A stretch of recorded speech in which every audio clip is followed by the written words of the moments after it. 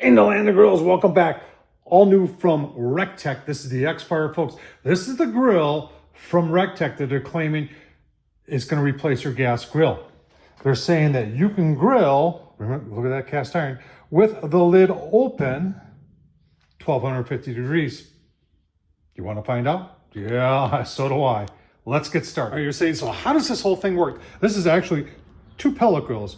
You've got a burn pot here, and then there's a burn pot like it over on the other side here, right down there. And that's where your fire is. Now, these things are supercharged, and they really cause a lot of heat. And, you know, I believe if anybody could do this, Recteq could do this, because they have this grill right here that I have. And this is the Recteq. It looks a lot like a Weber kettle, but this is the Bullseye Deluxe.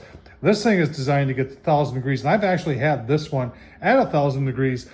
Struggles a little bit, takes a little bit of time, but I'll tell you what, it does 700 and 800 degrees pretty easily, and it's got the same burn pot in it. So I said, well, if they can do that with this 22-inch kettle, they should be able to do it with a bigger grill, right?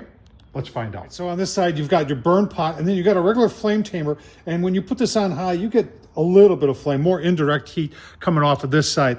But on this side, you got the same burn pot, but it's covered. They're covered with that thing. And they call this some adaptive type sear control.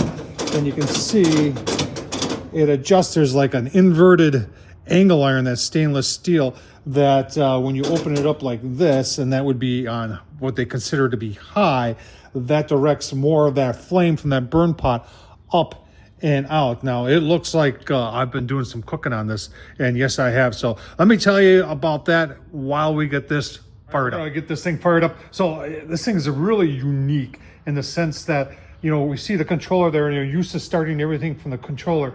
When you're on the grilling mode, or even when you're in the smoke mode, you're controlling it by this controller right here. Somebody's saying that these are metal knobs. That's cool.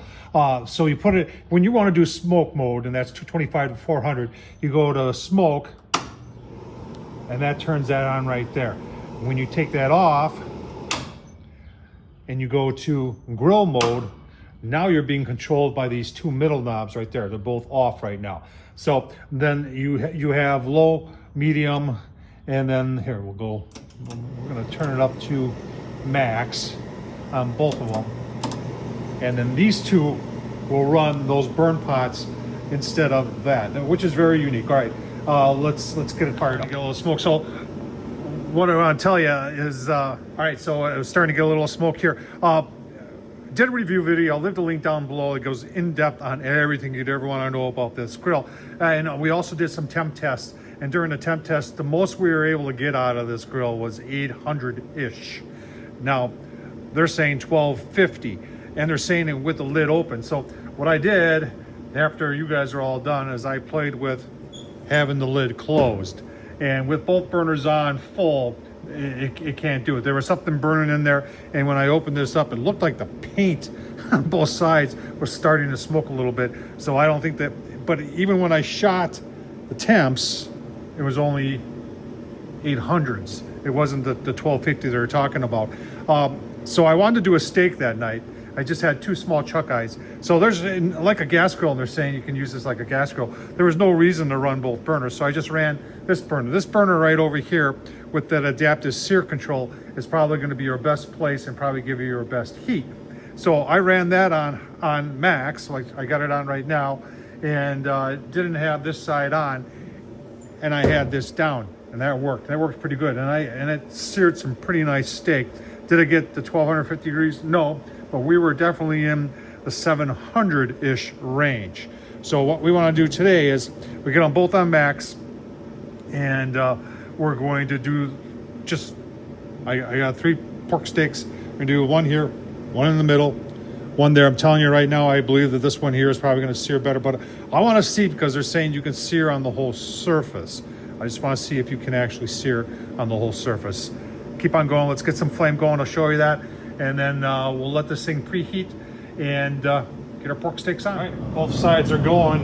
Yeah, I mean, you can feel the heat.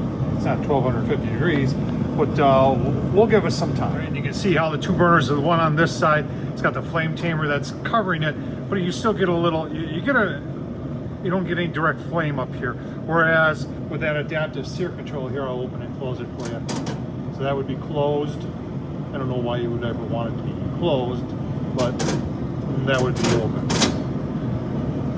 All right, a couple minutes in it, just have lid open, and we'll shoot these things right there and see what kind of temps we got.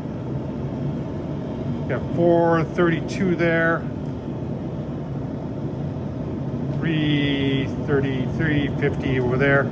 I would expect this one to be about the hottest, yeah. Almost 500. And then over there is, oh, am I shooting the right thing there? Yeah, it's on there. Huh, 240 over there. All right, keep on going. Like I said, it's only been a couple minutes. All right, a couple more minutes. 500 there. 600 there, definitely could be searing. That side over there, 375-ish. This side over here, let's call it 500. So this is probably 5 minutes. We're definitely ready to sear. Like I said, let's go take a look at our pork steak and then get them on. Pork steak is what's for dinner. Pork steak is nothing more than pork butt that the butcher has cut into, in this case, about 1/2-inch strips.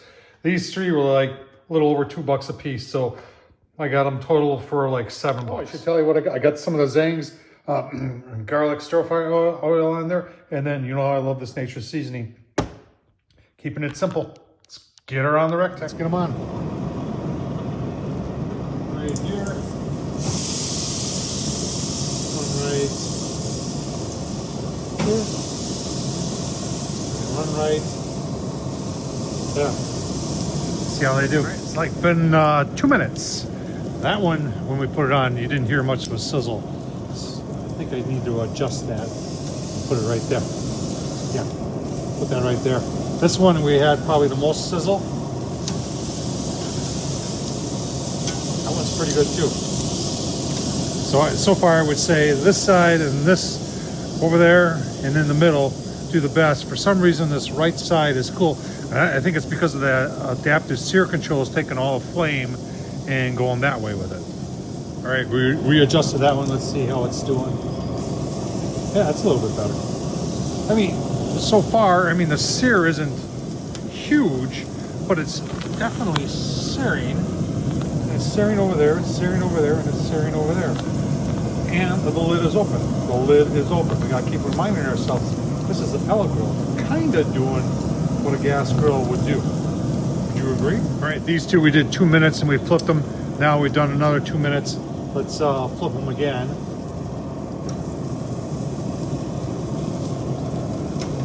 Okay. Should we flip this one just for the heck of it? Let's flip this one over and get it some more heat.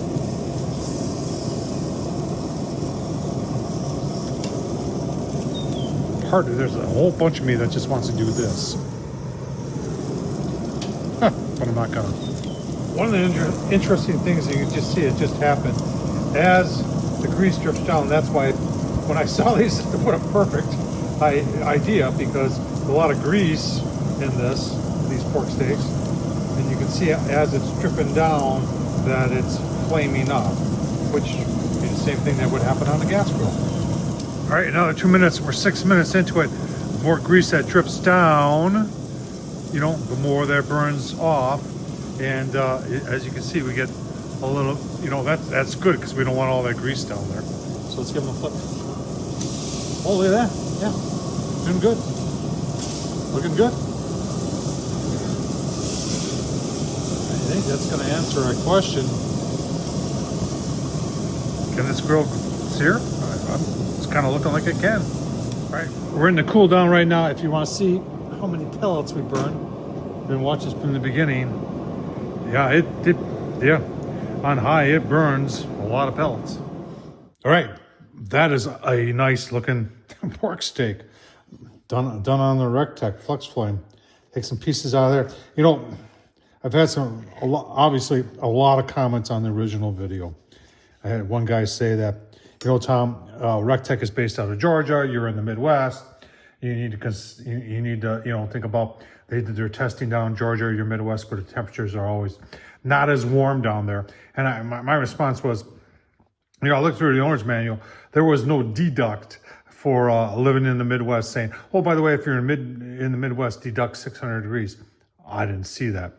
Let's take a taste test here. All right, well, that's good pork steak on the Recteq Flex Flame. Can it replace a gas grill? I don't know yet, but it certainly doesn't get to 1250. But it can sear and brown pretty nicely. That wasn't overly long, probably 45, 50 minutes. Next up, pizza. Keep on watching. Tom Horsman YouTube. What do you think? Thanks for watching, folks.